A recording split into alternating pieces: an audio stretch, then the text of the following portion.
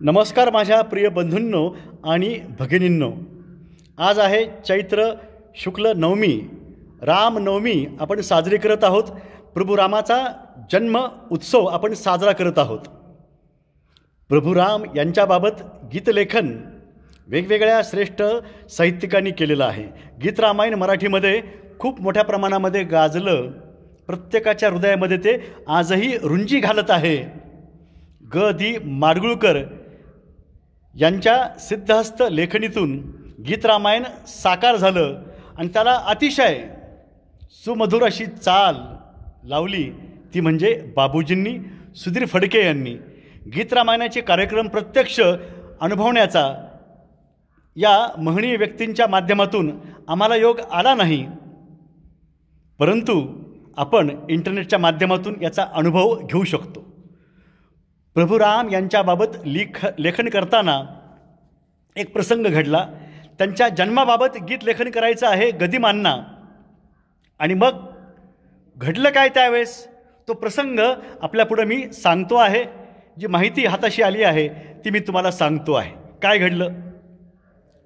शारदेच्या साहित्य दरबारातील एक अग्रणी नाव म्हणजे गजानन दिगंबर माडगुळकर. गदिमा म्हणजे मूर्तिमंत प्रतिभा. गदिमा यांच्या सृजनशील प्रतिभेचा उदंड ठेवा महाराष्ट्राला लाभला आहे. ओव्या अभंगांपासून काव्याचे अनेक प्रकार गदिमांच्या प्रतिभेची साक्ष देतात. गीत रामायण हे दीर्घकाव्य श्रीराम प्रभूंच्या जीवनकथेचा काव्यबद्ध असा आविष्कार आहे. अवघ्या महाराष्ट्राला वेड लावणारे गीत रामायण म्हणजे गदिमा व सुप्रसिद्ध संगीतकार गायक सुधीर फडके यांनी घडवलेला चमत्कार होय. पुणे आकाशवाणीने दर आठवड्याला एक गीत याप्रमाणे सलग 56 आठवडे संपूर्ण गीत रामायण प्रसारित करून आकाशवाणीच्या इतिहासामध्ये एका वेगळ्या विक्रमाची नोंद केली आहे. गीत रामायणाच्या निर्मितीमुळे आधुनिक वाल्मिकी म्हणून मान्यता पावलेले गदिमा हे थोर शब्दप्रभू होते. गीत रामायणातील एक एक शब्द हा चफकल शब्दरचनेचे मूर्त उदाहरण आहे. 1 एप्रिल 1955 रोजी प्रथम प्रसारित झालेल्या गीत रामायणातील पहिल्या गीताने सर्व रसिकांना एक अनोखा अनुभव दिला. गदिमांनी त्यांच्या एकटाकी लेखनशैलीने स्वये श्रीरामप्रभू ऐकती हे पहिले गीत लिहिले. हे गीत भूपरागावर आधारित आहे. या गीतासाठी सुधीर फडके म्हणजे बाबूजी यांनी अप्रतिम चाल तयार केली. आपल्या शब्दांनी डोळ्यांसमोर प्रसंगदृश्ये निर्माण करणारे गदिमा व सुमधुर चाल लावून गाणारे सुधीर फडके यांच्या अलौकिक प्रतिभेने रसिकांना जिंकले. राम जन्मला ग सखी राम जन्मला या गीताची जन्मकथा अत्यंत उत्कंठा वाढवणारी आहे. तेव्हाचा हा प्रसंग गदिमांचे चिरंजीव श्रीधर माडगुळकर यांच्याच शब्दामध्ये. गावाकडची आठवण येते वाटतं. चहाचा कप हातात घेऊन इतक्या वेळ अस्वस्थ गदिमांकडे पाहत उभी असलेली माझी आई त्यांना म्हणाली. तेव्हा तंद्रीतून जागे होत गदिमा तिला म्हणाले, अगं, गीत रामायणातलं पुढचं गाणं उद्याच बाबूजींना दिलं पाहिजे. संध्याकाळी गदिमा एकटेच लांबवर अगदी थेट रेंज हिल्सपर्यंत पायीच फिरून आले. आल्या आल्याच आईला म्हणाले, आज मागील दारी तुळशी वृंदावनाच्या कट्ट्यावरच माझी बैठक घाल. त्यांच्या सांगण्याप्रमाणे आईने तुळशी वृंदावनाच्या कट्ट्यावरच गादी घालून त्यावर पांढरी शुभ्र चादर घातली. पाठीमागे लोड तक्के ठेवले. शेजारी बदकाच्या आकाराचे त्यांचे पान सुपारीचे तबक ठेवले. जवळच चंदनाच्या सुगंधाची उदबत्ती लावून ठेवली. पप्पा मागच्या अंगणात लिहायला बसलेत, अजिबात दंगा करू नका अशी आम्हाला तंबी देऊन ती पुन्हा रात्रीच्या स्वयंपाकाच्या तयारीला लागली. जाताना नेमा काकाला तुळशी वृंदावनाजवळ एक ट्यूबलाईट लावून ठेवायला सांगायची मात्र ती विसरली नाही. मग काय घडलं? संध्याकाळ उलटत चालली. तुळशी वृंदावनावर छाया धरणाऱ्या अशोक वृक्षाची पाने पश्चिमेकडून सुटलेल्या उन्हाळी वाऱ्यामुळे सळसळू लागली. तरी गदिमांच्या पॅडवरील कागदावर एक शब्दही लिहून झाला नव्हता.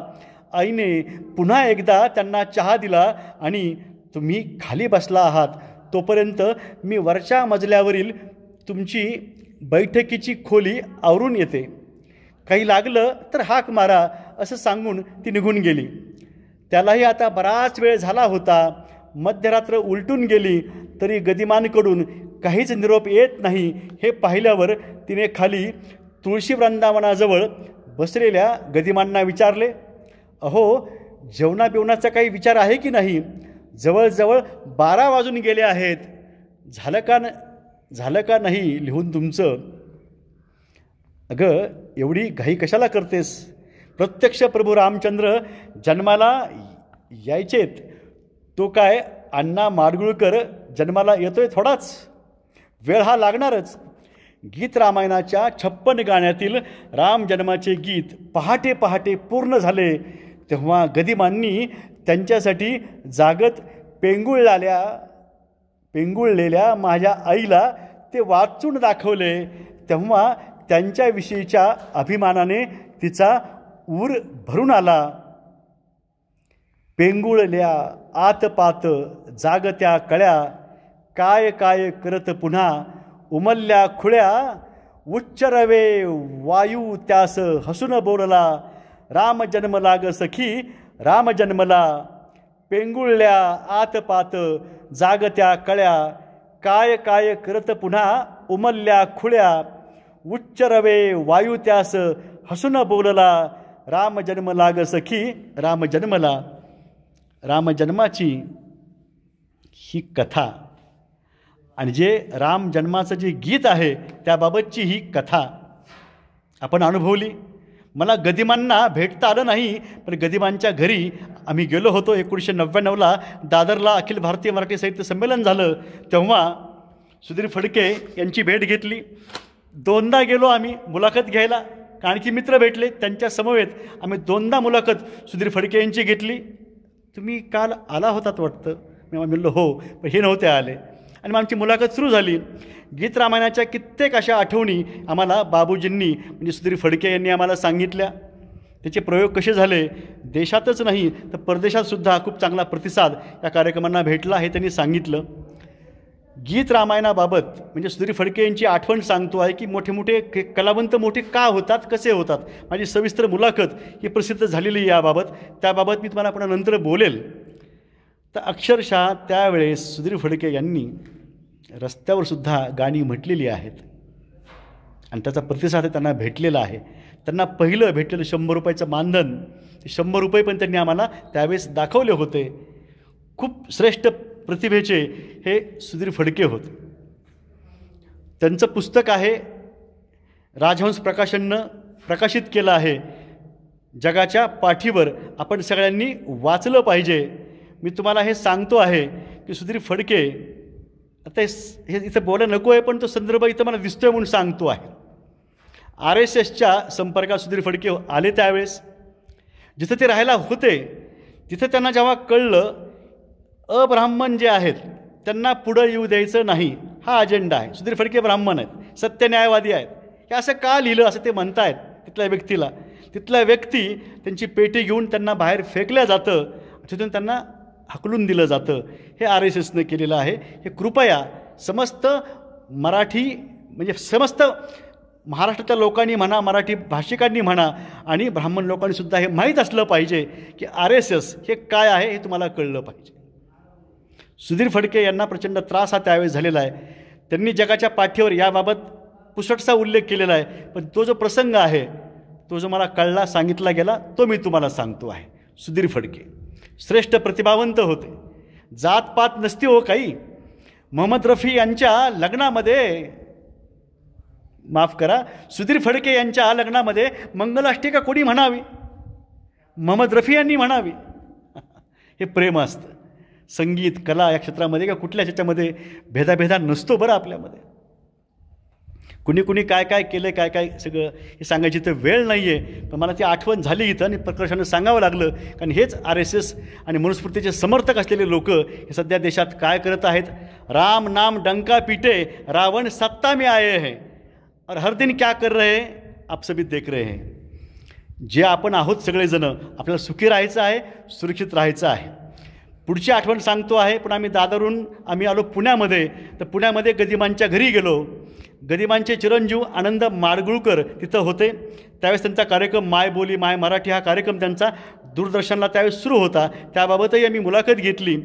तिथं सोफा होता आणि मी म्हटलं त्या सोफ्यावर, हा सोफा विशेष दिसतो आहे, तुम्ही इथं बसलेला नाही आहेत, तुम्ही बाजूला बसलात, काही विशेष काही आहे का? कारण मला तसं ते जाणवलं होतं. ते म्हटले हो. 1977ला त्यांचे वडील जे आहेत ते गेले. त्यांनी त्यांच्याबाबत त्या आठवणी सांगितल्या.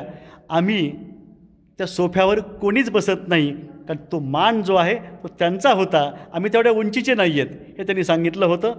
खूप काही सांगता येईल, त्याबाबतचाही लेख आहे, पण आम्ही बोलेल, सविस्तर सांगेल तुम्हाला. आणि मला असं मध्यंतरी मी बघितलं की आनंद माडगुळकर यांचं निवेदन आणि श्रीधर फडके, म्हणजे सुधीर फडके यांचे चिरंजीव श्रीधर फडके हे गीत रामायण सादर करतायत. आणि निवेदन आहे गदिमांचे चिरंजीव आनंद माडगुळकर यांचं. दूरदर्शन सह्याद्री इथेही तुम्हाला ते बघता येईल. हे कार्यक्रम इंटरनेटलासुद्धा असतील. उद्देशाच्यामधलं मला एवढंच सांगायचं आहे की आपल्यातील चांगुलपणा वाढण्यासाठी हे रामायण आहे आणि ते गीत रूपानं आपल्यापुढं आहे. आपण ते अनुभवलं पाहिजे.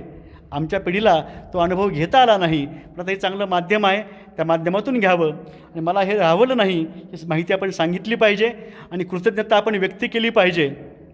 एवढंच या निमित्तानं सांगतो आहे. आपल्या सगळ्याला रामनवमीच्या हार्दिक शुभकामना.